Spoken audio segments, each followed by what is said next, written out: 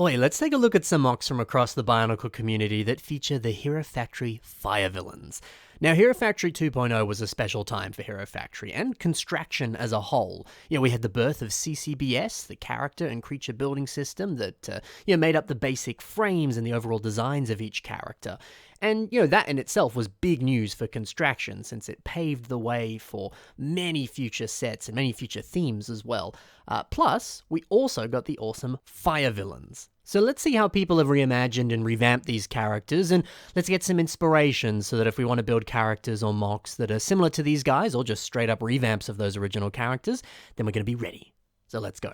We begin with a revamp of Jetbug, and this is built by Sammy Thrill. This is a really solid revamp. It's nice to see a less lanky and a little bit less gappy version of Jetbug. I think it's great that little extra pieces and little bits of extra thought have been put into this design to make it look so much better, but also fit that bug aesthetic and also continue the original vibe that Jetbug had. So, we've got these awesome legs, and I love how they've used this leg piece that appeared on these two different sets. I think it also appeared on a third one, but they're the only ones I'm remembering right now. But this piece has that natural curve to it, so when it's used in this context, it very effectively translates into that stunning digitigrade leg design. That piece fits in so well with CCBS pieces. It's such a simple, elegant, and really just incredibly effective leg design. Such a great idea to use that piece there. Now, also giving Jetbug claws is really fitting. The original kind of had claws, but I guess they were more little pincer things. But I don't know, it's nice how well this works, especially because, with the color scheme, adding in extra bits of trans orange really does make this feel more like a fire villain. Because, the original set, it had a little hint of trans orange and then fire on the wings up there, but otherwise the fire vibe wasn't as prominent on the set, so a little bit of extra stuff there goes a long way. I do enjoy this one photo of Jetbug where he's a little bit more hunched over here. It's great to see that these changes to the design haven't really affected the posability of the set at all, because sometimes that's a problem when you revamp stuff or you add extra armor over the top. It can get in the way of the joints and affect posability. So it's nice to see that there's still a great range of movement here, and it poses in some really menacing and cool ways that seem very fitting of this fire villain. Minor changes to the original set, buffing up the armor, fleshing out ideas and concepts that were present on the set, but maybe not executed as best as they could be. Suddenly you've got a really epic revamp here. This is some good stuff. Bob the Doctor 27 has now built Nitroblast. It's a revamp of Nitroblast. Now, we got a pretty similar situation to what Jetbug was doing before. A few minor changes, just fleshing things out and bringing out the best qualities of the character. But there's a few different changes that I really, really enjoy, like this blaster. It's a really solid and compact design that, it feels very appropriate for a henchman villain. Now, I don't know how much you would say Nitroblast was just like a random henchman. I feel like with the way these characters were made, I got the sense they were all kind of competent people that weren't really just like, basic grunts or whatever. They were more like, admins of a villain team or something like that. But the way they've reimagined Nitroblast here, he really does feel like a typical grunt that you would see in a larger army or a larger armada or something. I can just see droves of this dude, fighting off against heroes, and they're all given this sort of stock standard blaster to combat them. I don't know, there's honestly something so pleasing about a toned down, more simplistic take on a character like this. A lot of the fire villains had some more, somewhat busy designs. So it's nice to see mocks that really tone that down a little bit and give us a much more clean representation of the character. It's cool. The next mock is by Lewis Hammond, and this is Tsumnote. That's how I'm going to say it.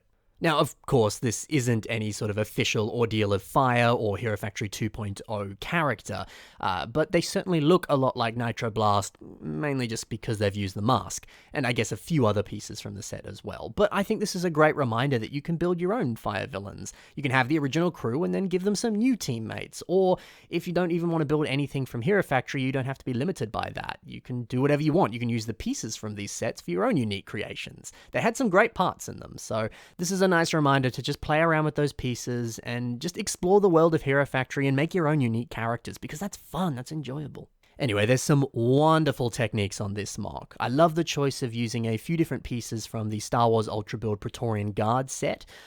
One piece, for example, we can see it here on the wrist armor. It has a little bit of extra printing to it, and it's been used here on the foot design. Now, I think that was a great idea to do that. That little hint of printing does quite a lot for this foot design. I think the same can be said for the printing on the torso too. That burst of yellow combined with the other hints of yellow on those spikes, it just adds a wonderful amount of contrast to the figure. And then, the printing on the foot adds a little bit of extra depth to it as well. It's not using too many pieces on that foot design, but that printing makes it feel like a little bit of something extra's going on. So if you've got printed pieces, take advantage of them and use them just as well as Lewis has here.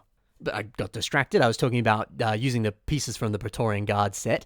The very iconic armor piece that's seen on the shoulders of the set, they're being used here for this leg design. Now, combining them with this wheel piece, that is a brilliant combination of pieces. The ribbed effect of the armor piece just seamlessly blends into the wheel below.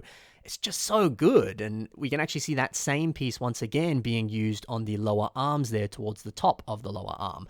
It's cool to see that piece being used in multiple ways on this mock, and both times it's being used, it looks really good. Oh, but as good as everything else was, the best part of this is the gear functionality that it has. Check out this video here that shows how Lewis has added some gears onto the torso so that it has this awesome amount of movement to it, and this way it can stab or punch people or whatever. I adore that. It's weirdly rare to see gear functions on Bionicle mocks. You saw them all the time on sets. It was a bit of a staple to sets sometimes.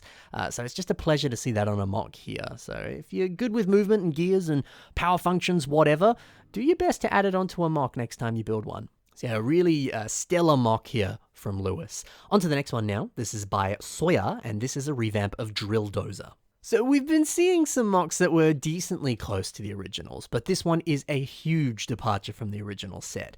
But it's leaning into that construction bulldozer vibe that was obviously present because the character's name was Drilldozer. But yeah, now that I say that, the original set really just had a drill, and that was kind of it. I guess the mask kind of somewhat looks drillish. To be fair, it really doesn't. I don't know, it has that kind of gruff look to it, which I guess could kind of make sense with construction and mining.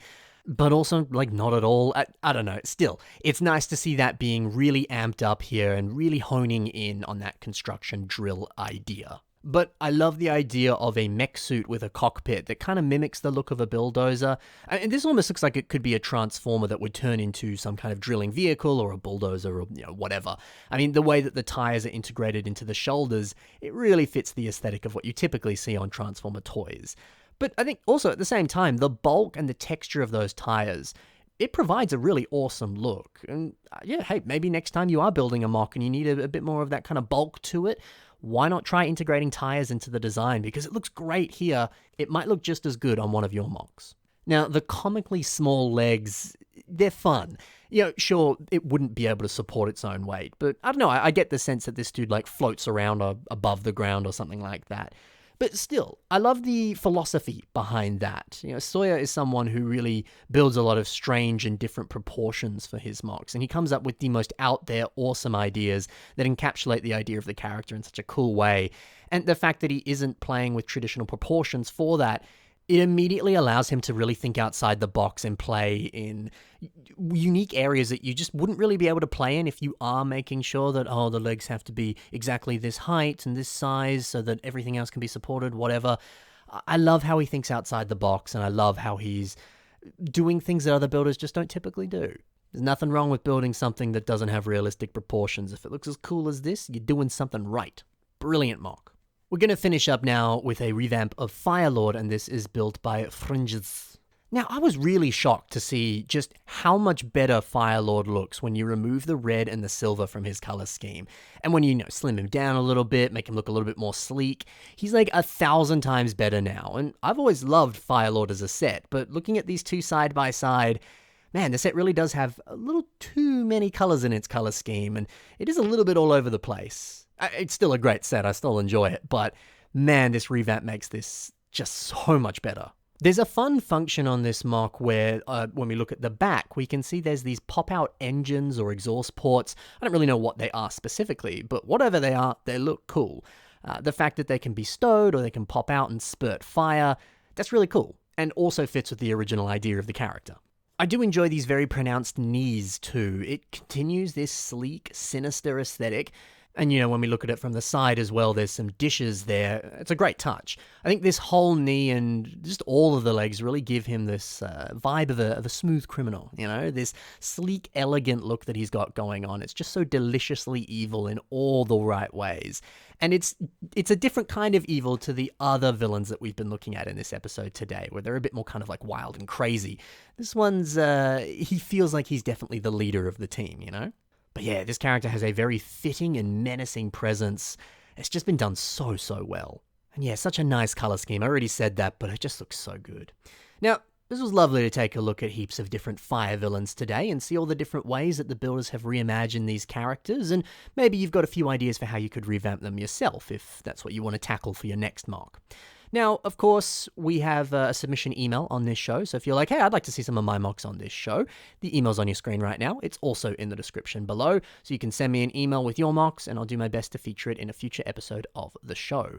Additionally, in the description are links to my own social media and links to all of the social media of the builders we just talked about today, so please go check out their other stuff. They're brilliant builders. You should look at what else they've got going on.